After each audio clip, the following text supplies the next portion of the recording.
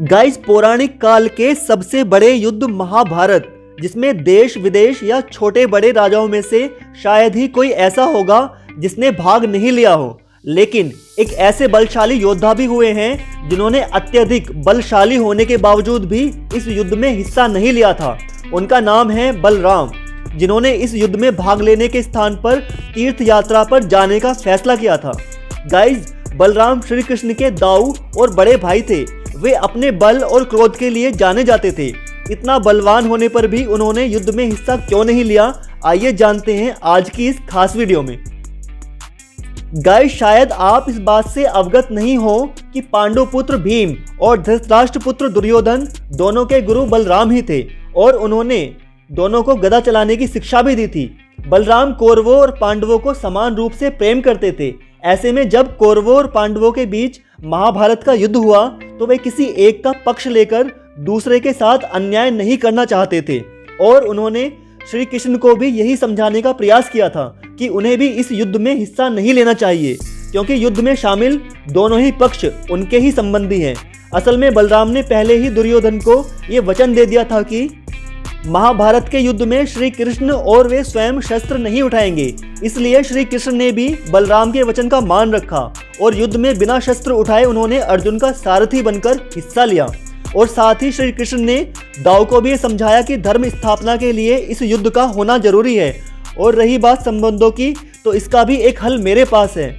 और हल स्वरूप उन्होंने कौरवों और पांडवों के समक्ष ये प्रस्ताव रखा कि तुम मुझे या मेरी नारायणी सेना में से किसी एक का चयन करो, परंतु मैं पहले ही तुम्हें यह बता देता हूँ कि संपूर्ण युद्ध में मैं न तो युद्ध करूंगा और न ही कोई शस्त्र धारण करूंगा। यह सुन दुर्योधन ने श्री कृष्ण को छोड़ नारायणी सेना का चयन किया और अर्जुन ने श्री कृष्ण को चुना। एक तरफ जहां कौरवों के साथ श्री कृष्ण की नारायणी सेना सहित 11 अश्वरोहिणी सेना थी, वहीं दूसरी तरफ पांडवों के साथ केवल 8 अश्वरोहिणी सेना थी। इसके बावजूद बलराम ने युद्ध न करने का प्रण लिया और सरस्वती नदी के तटवर्ती तीर्थों की यात्रा पर निकल गए। बलराम के तीर्थ यात्रा पर जाने से पूर्व के एक वृत्तांत का वर्णन भी महाभारत में मिलता है, जिसमें इस बात का वर्णन किया गया है कि जिस समय युद्ध की तैयारियां चल रही थी, उसी बीच एक दिन बलराम पांडवों की छावनी में अचानक जा पहुंचे। दाऊ भैया को आता देख श्री कृष्ण युधिष्ठिर समेत वहां उपस्थित सभी व्यक्ति बड़े प्रसन्न हुए। सभी ने उनका आदर किया। उन सबका अभिवादन कर बलराम धर्मराज के पास बैठ गए और मन में चल रही विडंबना को बताते हुए उन्होंने बड़े व्यथित मन से धर्मराज से कहा कि कितनी बार मैंने कृष्ण को कहा कि हमारे लिए तो पांडव और कौरव दोनों ही एक समान हैं। दोनों को मूर्खता करने की सूझी है, इसमें हमें बीच में पड़ने की कोई आवश्यकता नहीं है। पर कृष्ण ने मेरी एक न मानी। कृष्ण का अर्जुन के प्रति स्नेह इतना ज्यादा है कि वे कौरवों के विपक्ष में हैं। अब जिस तरफ कृष्ण हो उसके विपक्ष में भला मैं कैसे जाऊं?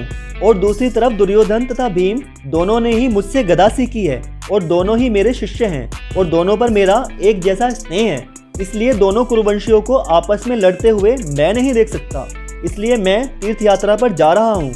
इस तरह एक तरफ इतिहास का सबसे बड़ा विश्व युद्ध चल रहा था, वहीं दूसरी ओर उस काल के इतने बड़े योद्धा महाबली बलराम अपनी तीर्थ यात्रा कर रहे थे। गाइज, अब तक आप बलराम के युद्ध में हिस्सा न लेने के कारणों को अच्छी तरह जान गए होंगे, परंतु क्या आप ये जानते हैं कि श्री कृष्ण के बड़े भाई बलराम का जन्म भी बलराम से जुड़े अन्य रहस्यों में से एक है,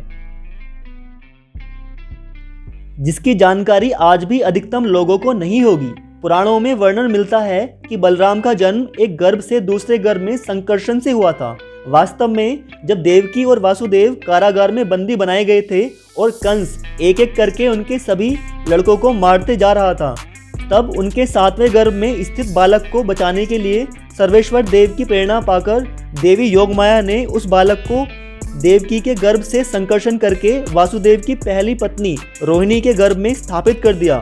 देवकी के गर्भ में स्थित वो बालक कोई और नहीं बल्कि बलराम ही थे। इसी वजह से उन्हें संकर्षण भी कहा जाता है। बलभद्र, हलधर, संकर्षण और भी बहुत से नामों से जाने जाने वाले शेषनाग के अवतार बलराम कितने बलशाली थे, इस तथ्य से तो आप सभी परिचित हैं ही। जहां श्री कृष्ण को उनकी मनमोहक मुस्कान और शांत स्वभाव के लिए जाना जाता है, तो वहीं बलराम को उनके बल और क्रोध के लिए जाना जाता है।